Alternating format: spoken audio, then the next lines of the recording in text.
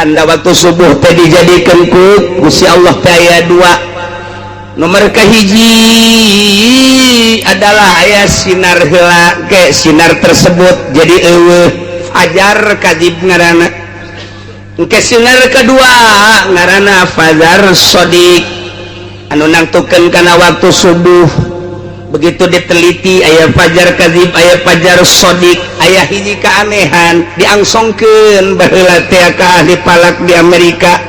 bingung di Amerika ge diangsongkeun ahli palak di Yunani heula urang Yunan ge bingung diangsongkeun ka ahli palak kitu Spanyol Uzbek bingung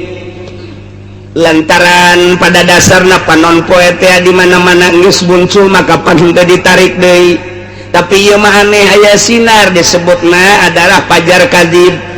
eta panon poe keur meujeunna di jero kunaon atuh aya sinar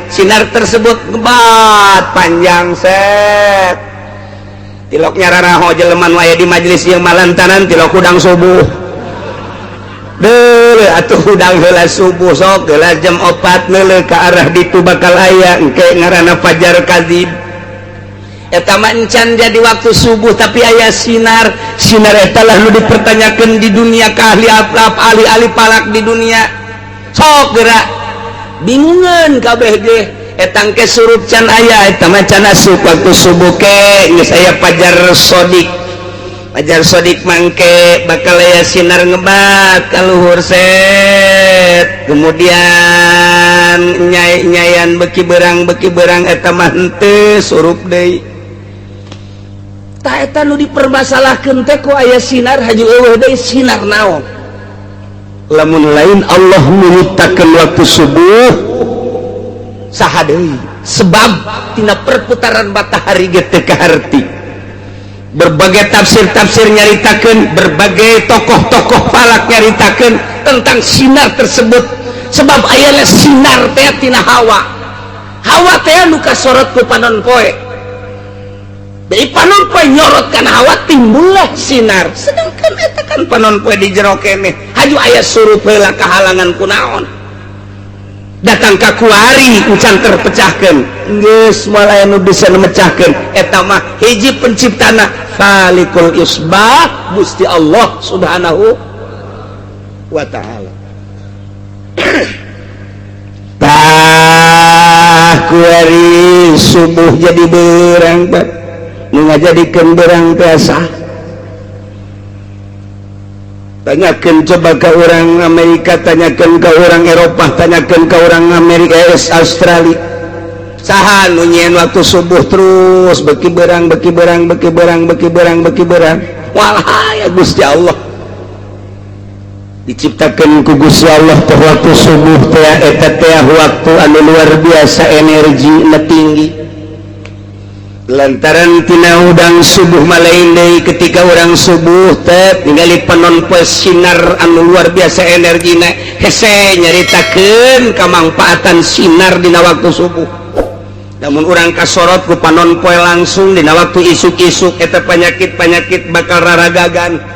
sebab dina sinar ngandung berbagai kamanfaatan anu hese dicaritakeunana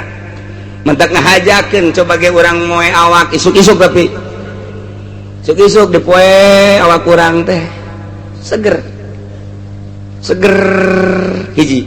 nomor keduana membangkitkan semangat nu endek digawe kasorot ku panon poe gagah digawena nu endek ka kantor kasorot ku panon poe gagah ka kantorna nu endek ka pabrik kasorot ku panon poe gagah ka pabrikna nu endek ngaji isuk-isuk poe minggu kasorot ku panon poe ngauduk heula gagah bae gagah sidar isuk-isuk lain lalawara mulai jam 7 jam 8 masih gagah keneh jam 9 jam 10 geus dula deuleu bae lapar sinar lapar geus aya dula deuleu bae sial kiai angel amat ngajina nyumpahan ka kiai tolol sidar jam 11 mah geus lain deui ngantuk setengah 12 geus bawa pohara jasa geus ngantuk boro-boro disadiakeun tempat tidur diuk bae ge bisa nundutan hees lumantak urang ka masjid jam 10 ka masjid jam 11 poe Jumat diuk sila ulah dihudangkan bubar Jumat. Kita bawaan sinar matahari isuk-isuk kan itu beda, tapi begitu setengah 12 jam 12 lain deh naik deh ke ketika jam 2 mulai gairah aya deh. Gitulah diciptakan ku Gusti Allah, menciptakan kos kitu teh saha Gusti Allah. Masya Allah, falikul isbah wa ja'alal laila sakana, jeung Allah ngajadikeun peuting sebagai tempat istirahat.